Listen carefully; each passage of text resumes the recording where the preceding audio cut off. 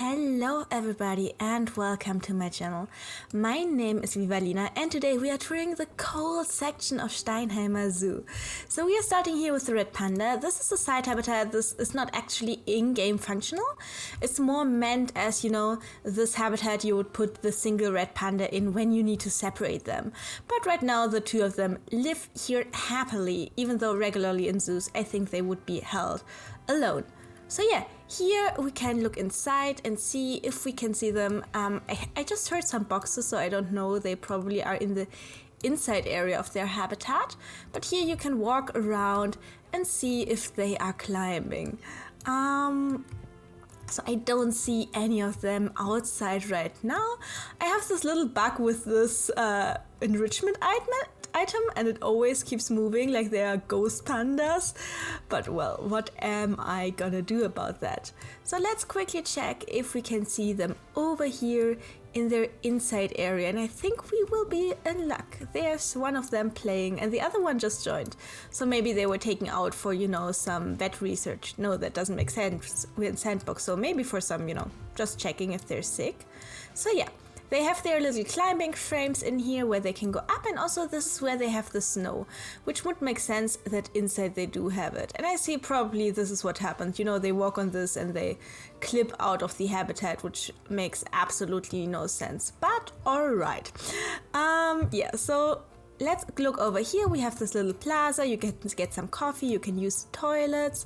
There's another one of these red panda statues. I like them. They are cute.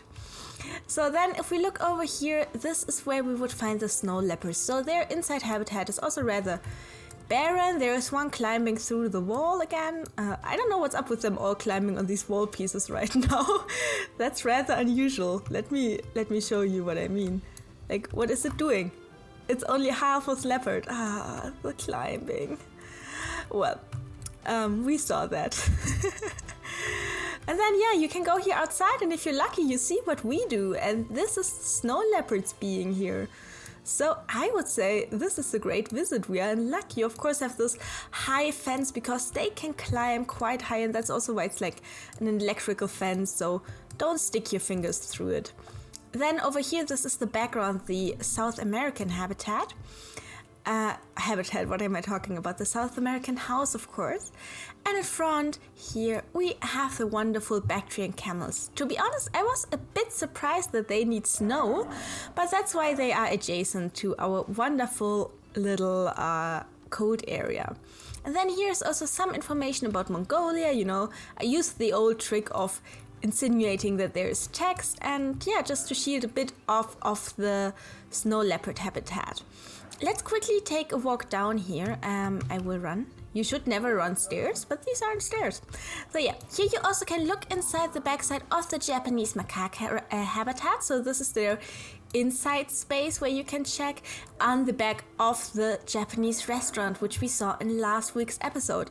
If you haven't seen it, check it out because in my opinion, it's a beautiful building. And this is just the backside, and here you can walk around and just look at the Bactrian camels. I used the same fence that we had for the llamas, and I'm still quite happy with it. I don't know, it gives me a good feeling. So let's go head back up here. So this is another view of where you can try to see the snow leopard if you're in luck, but I don't think we will be, as we earlier saw them at the front of the habitat. So I would say that's completely fine. And then here, if you go to the right, you again have a chance to see the Japanese macaque. So this habitat is quite viewable from kind of all angles, and because we are lucky and there are various macaques in there, you always get to see some. So I really like it. I think I mentioned it in the last videos. These two islands in the habitat, the snowy islands, are made after the map of Japan, so how it actually looks with the big island and the smaller island. So I tried to keep the shape a bit, so I really like how it turned out. And here you can see this little temple, even though you can't really see the restaurant from this view. So yeah, this is the Japanese macaques. And then if we go over here, we have our other wildcat, which is the Siberian Tiger, of course. And right now, today, they are all behaving so well and just coming where I need them to come. So right now they are in their house, you could also close it here with the gates, but they have plenty of space. So let's walk outside here. Maybe the Siberian tigers, until we get there, will also go out. You can already see the Dall sheep from here. So they have their little habitat, you know, it has a little bit of a hill so they can climb. And I love the sound of their hooves. Just listen to it. I just really like how it sounds. And what I was thinking about here is when I was a kid and there were like sheep or something in the habitat or like any hoofed animals, I would try to pick the greens in front, and they would, from the inside, they would eat it all, and then it would just be on the outside of the fence. So that's what I tried to recreate here. And then of course you would rip it and hold it through the fence and have them eat out of your hand. So this is okay here, which is why we don't have a double-sided fence. And let's just look at them. I love their horns. I love how they look. And yeah, I think this habitat, it's by the way, the backside also the same building as the grizzly bear, which we saw in the North American part of the tours. So in case you were wondering, that's it. Oh, and oh my God. I have a feeling I need to increase this fence. This does not seem safe.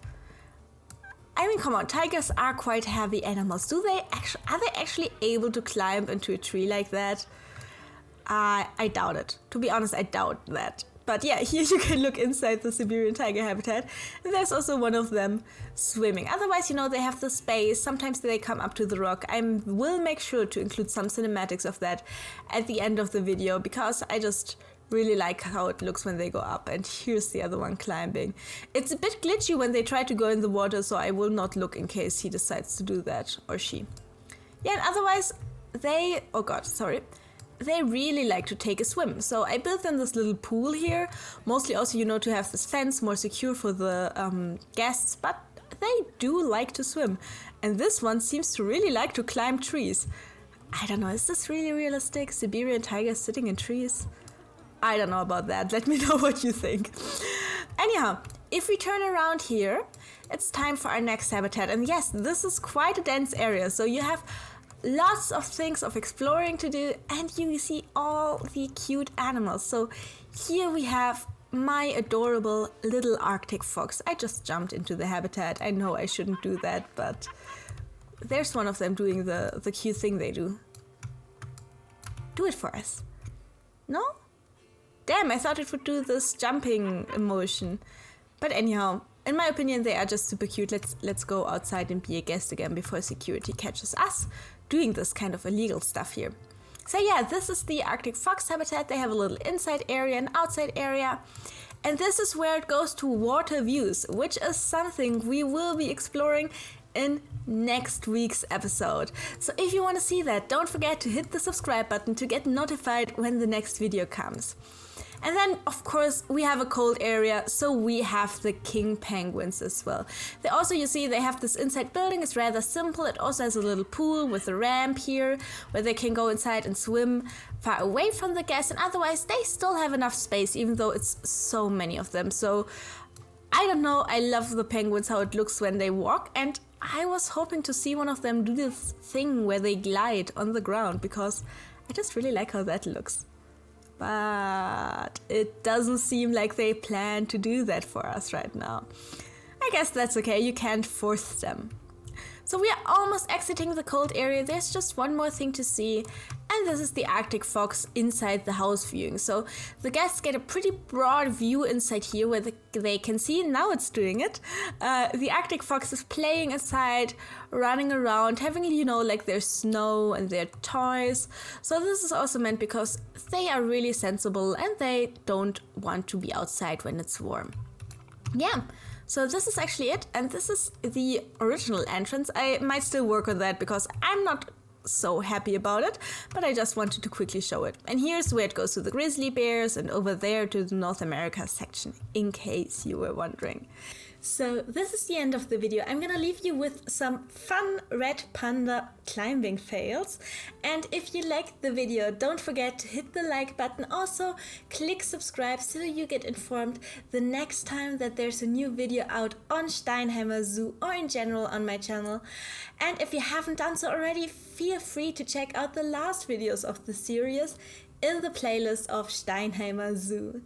Have a lovely day, and I hope to see you in the next video. Enjoy the rest of the cinematics. Bye!